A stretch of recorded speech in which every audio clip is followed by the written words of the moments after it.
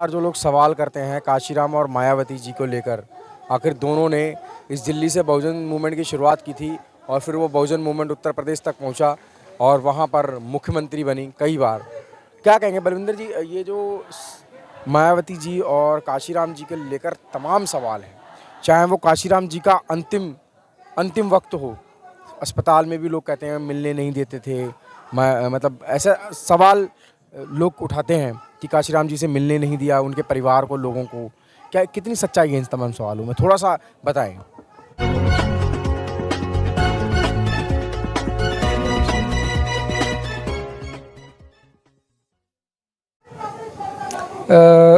मैं बहुजन समाज के साथियों को बताना चाहता हूं कि जिस तरह बाबा साहब के साथ षड्यंत्र हुआ, उसी तरह साहब कांशीराम जी के साथ भी षड्यंत्र हुआ है।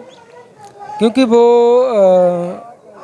जहाँ तक मैं समझता हूँ, उन्होंने डिक्लेयर कर दिया था कि 14 अक्टूबर 2006 को वो 50 वर्ष पूरे होने वाले थे। क्योंकि 14 अक्टूबर 1956 को बाबा साहब ने 14 अक्टूबर 1956 को बाबा साहब ने 5 लाख लोगों के साथ बौद्ध धर्म अपनाया था। उन्होंने डिक्लेयर किया था कि मैं 50 साल के बाद 14 अक्टूबर 2006 को 5 करोड़ लोगों के साथ बौद्ध धर्म अपनाऊंगा। ये जो मैं समझता हूँ, जो मनुवादी लोग हैं उनको आभास हो गया कि जो बात साहब कांशीराम जी कहते हैं उसको कर देते हैं। दूसरी बात, उन्होंने कहा कि मैं बहुत जल्द अब इस देश के जो बहुजन समाज है उसको देश का हुक्मरान समाज बनाना चाहता हूँ। तो यहाँ तक मैं समझता हूँ कि ये 2 बातें थी, ये उनकी मौत का कारण बनी। और उनकी जो चेली थी मायावती, उसने पूरा मनुवादियों का साथ दिया। वो उनको जो जैसे बोलते हैं कि बीमार हुए थे, मतलब बीमारी का बहाना बना के उनको धीरे धीरे ख़त्म किया गया। बड़े आरोप लगा रहे हैं बलविंदर जी आप। नहीं, बिल्कुल सत्य है कि हमारी दादी जी थी। चलो मैं समझता हूँ, जैसे आप बोले आरोप लगा रहे हैं ना, तो उस समय 15 सितंबर 2003 को जब उनको ब्रेन स्ट्रोक हुआ तो हैदराबाद में थे वो। तो हैदराबाद की जो रिपोर्ट है वहाँ पे हॉस्पिटल की, वो कहती है कि उनको कुछ ऐसा बात नहीं हुई थी। वो सिर्फ ये बताने में सक्षम नहीं थे कि मैं कहाँ पे हूँ। क्योंकि यदि बंदे को किसी को ट्रेन में से उठा के हॉस्पिटल में लेके जाएंगे तो वो बता नहीं पाएगा कि मैं कहाँ पे हूँ, जब तक वो देख नहीं पाएगा। तो बाकी ये सब कुछ उनका नॉर्मल था। और वहाँ से उठा के सीधा उनको दिल्ली के बत्रा हॉस्पिटल में रखा गया। तो जब होश में आए तो हम लोग भी 6 महीने के बाद उनको वहाँ मिलने गए। मतलब इतना बड़ा इंसिडेंट होने के बाद 6 महीने लग गए। हम लोग भी यहाँ उनके मीडिया के माध्यम से पता चला। दादी माँ तो जाते थे, लेकिन मैं अपने निजी तौर पे उनको कम से कम 6 महीने के बाद गया। दादी माँ भी ऐसे नहीं जाते थे वहाँ मिलने के लिए, पहले वो मायावती के पास जाते थे। मायावती ने वो रखा था कि आपने साहब को, कांशीराम जी को मिलना है तो पहले मेरे पास आओ। उसके बाद वो दिल्ली से हुमायूं रोड से अपनी गाड़ी में लेके जाते थे वो उनको। तो एक बार पता नहीं क्या हो, दादी जी के मन में विचार आया कि जो भाई बेटा तो मेरा है, मैं मायावती के पास पहले क्यों जाऊं।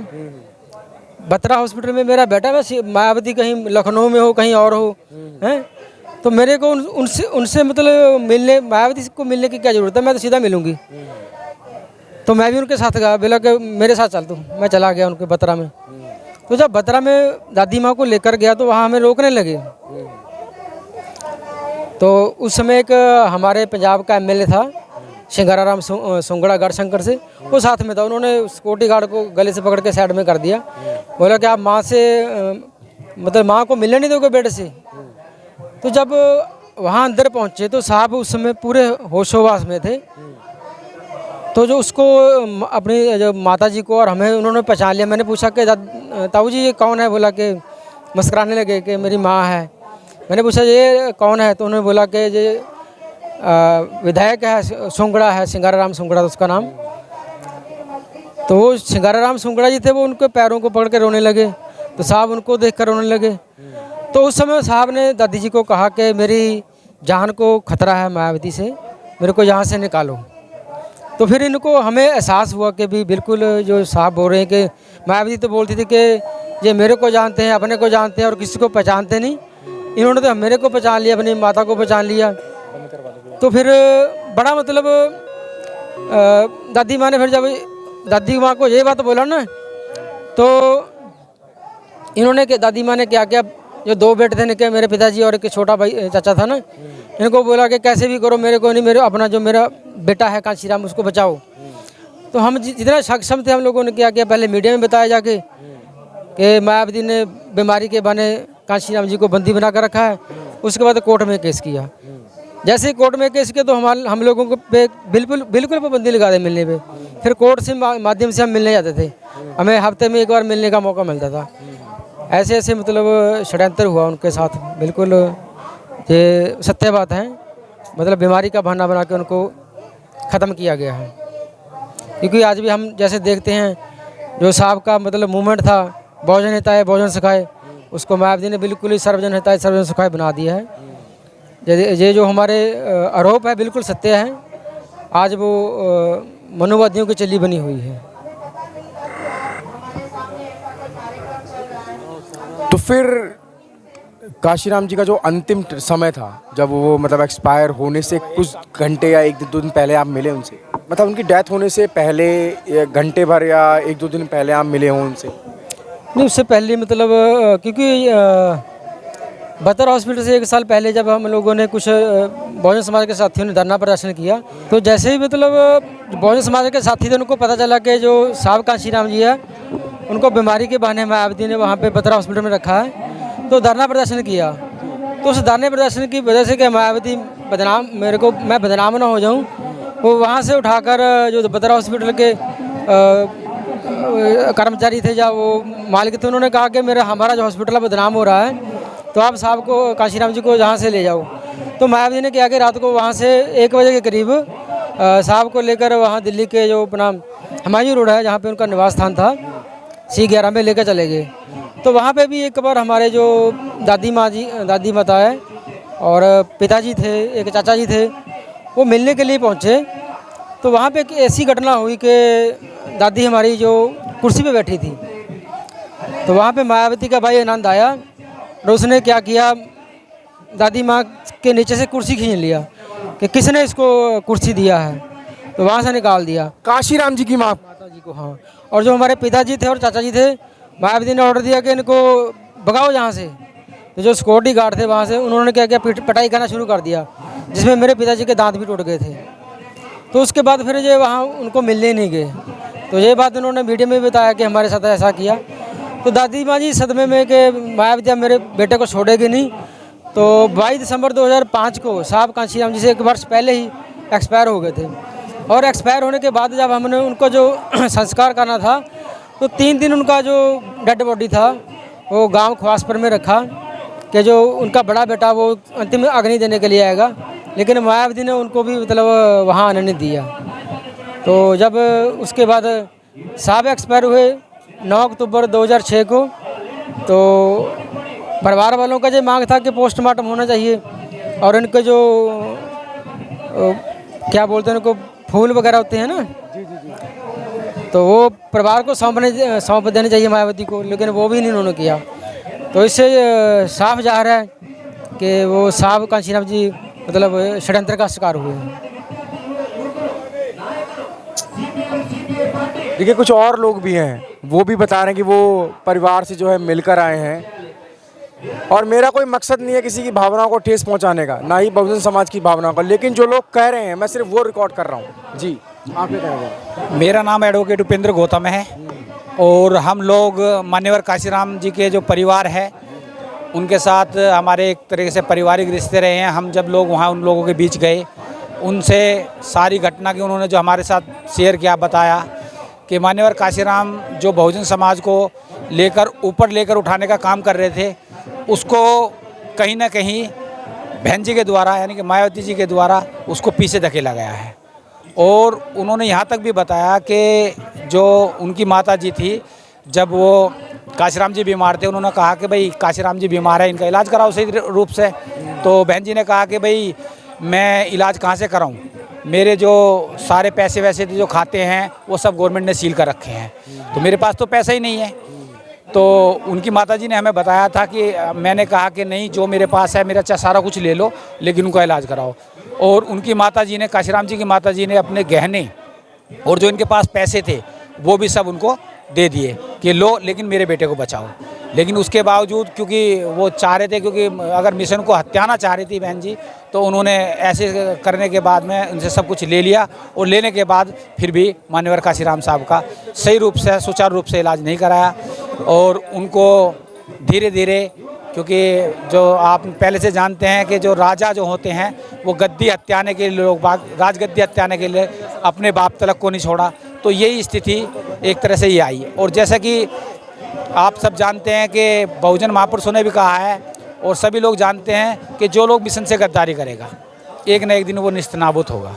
और वो स्थिति आप देख रहे हैं कि बहन जी ने जो पूरे मिशन को लेकर चले थे, साहब काशीराम बाबा साहब का मिशन लेकर चले थे, उस मिशन के साथ धोखा किया। उसका नतीजा आज आप देख रहे हैं कि जो हर एक स्टेट में कितने कितने विधायक बसपा के होते थे और उत्तर प्रदेश के अंदर 4-4 बार सरकारें बनी, लेकिन जो मनुवादियों से मिलने का काम बहन जी ने किया, इसी के कारण आज वो निस्तनाबूद होकर केवल एक सीट पर रह गए हैं। ये कहीं ना कहीं एक बहुत बड़ा संदेश है बहुजन समाज के लिए कि हम लोगों को निस्वार्थ भाव से बहुजन समाज की सच्चे रूप में आवाज़ उठानी चाहिए और अपना स्वार्थ त्याग कर, क्योंकि बाबा साहब ने भी अपने 4-4 बच्चों को कुर्बान कर कर इस समाज को आगे बढ़ाया है। मान्यवर काशीराम ने अपना जीवन, पूरा जीवन इस पर दे दिया, ना शादी की, ना ब्याह किया, ना संपत्ति करी। लेकिन आज आप देख रहे हैं मान्यवर काशीराम साहब के भतीजे बलविंदर जी एक बिल्कुल आम आदमी की तरह अपना जीवन व्यतीत कर रहे हैं, जबकि एक बहन जी के भतीजे हैं जिसने मूवमेंट खड़ा करा काशीराम जी ने, उनके भतीजे तो बिल्कुल एक आम आदमी की तरह है। और एक मान्य बहन जी के भतीजे हैं, भाई हैं, वो आज अरबों खरबों में खेल रहे हैं। उनको डायरेक्ट जो है राष्ट्रीय कोऑर्डिनेटर बनाए जा रहे हैं, राष्ट्रीय महासचिव बनाया जा रहा है। बलविंदर, ये एक सवाल और है, बहुजन समाज पार्टी चाहे वो वाम से, वो पूरा मिशन मूवमेंट ही काशीराम जी ने खड़ा किया, ये तो कोई सवाल ही नहीं पाया, उस सवाल पूछने का ही नहीं है। लेकिन कभी आप लोगों को बहुजन समाज पार्टी में कोई स्थान देने की बात हुई हो या आप लोगों को उस तरीके की सुविधाएं देने की बात हुई है, ऐसा कभी हुआ? नहीं, ऐसा कभी हुआ नहीं, क्योंकि जब साहब थे, साहब ने भी जो बोला था, जैसे जब पार्टी का संविधान था ना, उसमें था कि जो पार्टी का अध्यक्ष होगा उसके मतलब परिवार में से कोई भी जो पार्टी की नेशनल बॉडी है वो परिवार में से नहीं होगा, वो MLA MP बन सकता था। लेकिन जो जैसे अभी कोऑर्डिनेट बनाना, अध्यक्ष, उपाध्यक्ष बन जाना, उपाध्यक्ष, कोऑर्डिनेटर, मतलब ऐसे जो राष्ट्रीय उसमें पद थे ना वो शामिल नहीं थे, MLA MP बन सकते थे। लेकिन आप लोग शायद जानते होंगे, तो साहब के जाने के बाद 5 बार मायावती ने जो पार्टी का संविधान है उसको चेंज किया है। अब पार्टी का जो जैसे भी बसपा में मायावती का जो भाई है वो उपाध्यक्ष है और उसका जो भतीजा है वो कोऑर्डिनेटर है, नेशनल कोऑर्डिनेटर है। तो साहब मतलब मना नहीं करते, मतलब परिवार से, मतलब वो जो अमेंडमेंट हुए थे BSP पार्टी के संविधान में, ये साहब काशीराम जी के जिंदा रहते हुए थे? नहीं, उनके जाने के बाद हुए। अच्छा, उनके जाने के बाद अमेंडमेंट हुए? अपने मतलब जैसे बोलते हैं ना कि अपने स्वार्थ सिद्ध करने के लिए, अपने परिवार को आगे लाने के लिए, क्योंकि साहब परिवार को आगे नहीं लाना चाहते थे, वो समाज को आगे लाना चाहते थे। उनकी चाहत यही थी कि मेरा बहुजन समाज आगे बढ़े। परिवारवादी तो सभी लोग थे। अच्छा, वर्तमान में आप किसको देखते हैं? वर्तमान में जो बहुजन मूवमेंट है, तमाम नेता हैं, वर्तमान में जो युवा नेतृत्व में आप किसको देखते हैं? नहीं, जैसे मैं आप लोगों को बताना चाहता हूँ कि मैं अभी जो भारतीय मूल निवासी संगठन है उसका मतलब कोऑर्डिनेटर हूँ, नेशनल कोऑर्डिनेटर हूँ। वामसेप के? नहीं, भारतीय मूल निवासी हूँ। तो ये लोग, मैंने पहले इनको जांचा परखा लंबे समय से, 20 साल से पहले इन्होंने पार्टी में भी काम किया है। तो पुराने साथी हैं, जड़ से मतलब जुड़े हुए हैं समाज के साथ। और ये भी मायावती की गलत नीतियों से मतलब खफा है कि पहले जब तक साहब जिंदा थे तब तक तो सही चल रहा था, लेकिन उनके जाने के बाद उनके जो मिशन है वो उनसे जो भटक गई है, तो अलग से उन्होंने अपना जो संगठन बना के चला रहे हैं। अब समाज को जागृत करने का काम कर रहे हैं। यानी कि 85% जो बहुजन समाज है उसको कहीं ना कहीं गुमराह किया जा रहा है। हाँ बिल्कुल जी, गुमराह किया जा रहा है, क्योंकि अलग अलग जितने भी पार्टी वाले, यानी कि तमाम नेता लीडर जो लगातार बहुजन समाज की आवाज़ उठाते रहे उनको बीजेपी आरएसएस का एजेंट बता दिया गया। हम पार्टी के द्वारा ही बताया गया, पार्टी के द्वारा बताया गया कि नहीं बताया? बिल्कुल सही बात है। जैसे कि आप देख रहे हैं आज बहुजन समाज का सब कुछ छीनने जा रहा है। आपने देखा होगा जो बच्चों को स्कॉलरशिप मिलते थे बड़े बड़े भाई कोर्सों में एडमिशन के, जैसे MBA है, BBA है, PGM है, किसी भी चीज़ में, और B.Ed, BTC सारे तो स्कॉलरशिप बंद कर दिए गए हैं। लेकिन आज आप बता दें कि कोई भी सांसद, कोई भी पार्टी अगर इस मुद्दे को उठाया हो, आज लाखों दलित छात्र मजबूर होकर घर बैठने पर मजबूर हो गए, उनके रोजगार छीने जा रहे हैं, उस पर कोई बोलने को तैयार नहीं। जो कि आपने अभी देखा होगा EWS, जिस पे कि सुप्रीम कोर्ट ने भी अपनी मोहर लगा दी, उस पे कोई भी बहुजन समाज का सांसद या कोई नेशनल लीडर बोलने को तैयार नहीं है। जबकि आप सीधा देखिए कि 66,666 रुपये पर मंथ जिसकी आय होगी वो तो वीकर सेक्शन में है। कितने बड़े शर्म की बात है। इस देश का न्यायालय भी जो 66,666 रुपये वाले को वीकर सेक्शन में लाता है, और वैसे ही अगर 2.5 लाख रुपए सालाना कमाने वाला, उससे ऊपर वाला है, उसे क्रिमिनल एयर से बाहर कर देता है। तो कहीं ना कहीं इस देश में जो सामंतवादी ताकतें हैं वो मजबूत होती जा रही हैं। उसका कारण ये है कि हमारे लोगों ने पर्सनल स्वार्थ में आके बहुजन मिशन को दूसरों के यहाँ गिरवी रख दिया है। अच्छा, एक सवाल और है मेरा, लगा जो बहुजन जो नया लीडरशिप अभी क्रिएट हो रहा है, मैं तमाम बहुजन लीडर हैं, चंद्रशेखर आज़ाद हैं, है ना, ये एक और तमाम नेता हैं, तो क्या लग रहा है उनको भी डायरेक्ट वही बीजेपी और आरएसएस का एजेंट बता दिया जा रहा है? तो आखिर बहुजन समाज किस पे भरोसा करे? मैं सभी को नहीं कह रहा कि सभी बहुजन समाज को गुमराह नहीं, मैं चंद्रशेखर के बारे में ऐसा नहीं कह रहा हूँ ना ही उनसे मेरा कोई पर्सनल इंटरेस्ट है। मैं तो सवाल कर रहा हूँ कि जो बहुजन समाज में जो लीडर हैं, चाहे चंद्रशेखर आज़ाद हों, चाहे और लीडर हों, अभी सावित्रीबाई फुले जी हैं, तमाम नेता हैं, तो उनको भी बीजेपी आरएसएस का एजेंट बता दिया जाता है बहुजन समाज पार्टी की तरफ से, चाहे बहन जी की तरफ से। इसके बारे में मैं यही कहूँगा कि साहब काशीराम जी ने कहा कि कभी किसी व्यक्ति विशेष के पीछे मत भागना, विचारधारा का अनुसरण करना, क्योंकि व्यक्ति भाग सकता है, विचारधारा नहीं।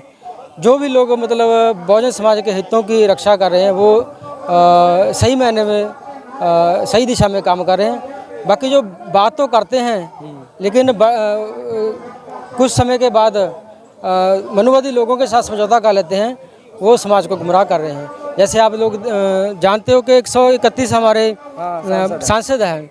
अभी जैसे EWS का हुआ है तो उसमें भी जो इकोनॉमिकल वीकर वो उसमें आता है, तो उसमें जो बिल्कुल उसके कानून के खिलाफ है। जो आरक्षण में दिया गया था वो उस सोशल के आधार के, सामाजिक उसके आधार पर दिया गया था, जाति के आधार पर दिया गया था, जिनको सदियों से मतलब परेशान किया गया, सताया गया था, उनको दिया गया था। ये मतलब उसका जैसे बोलते हैं कि किसी को वो करना ना, आर्थिक आधार पे मजबूत करना, उसका सवाल नहीं था, लेकिन अभी भागीदारी का था। हाँ, ये भागीदारी का था कि सभी जो समाज के लोग हैं, भारतीय समाज के लोग हैं, वो सभी को बराबरी की भागीदारी मिले। तो अभी जो मनुवादी सरकारें हैं वो क्या कर रही हैं, EWS मतलब इकोनॉमिकल वीकर में ले रही जाए, जो बिल्कुल संविधान के खिलाफ है। इसमें भी ये देखा जाए तो जो जिनकी आमदन मतलब 8 लाख से के करीब है उनको रखा गया है। जब दूसरे वालों की बात करते हैं, एक दूसरे समाज के लोगों की बात करते हैं जैसे SC ST OBC है, तो उनका 2 लाख पैमाना तय किया गया है कि जो 2 लाख से ऊपर है वो अमीर है, और ये लोग इनमें क्या है जो 8 लाख के करीब है वो उनको गरीब माना गया है। ये भी एक तरह का भेदभाव है। तो देखिए बलविंदर जी हैं, तमाम बातें जो उन्होंने कही हैं वो हिला देने वाली हैं। एक बड़ा तबका बहन जी को, मायावती को और बहुजन समाज पार्टी को अपना आने वाला भविष्य मानती है और वर्तमान में मानती है, उनमें अपना नेतृत्व देखती है। लेकिन जब ऐसे खुलासे होते हैं बड़े बड़े, तो बहुजन समाज जरूर सोच में पड़ जाता है। तमाम खबरों के लिए आप देखते रहिए जस्टिस TV इंडिया।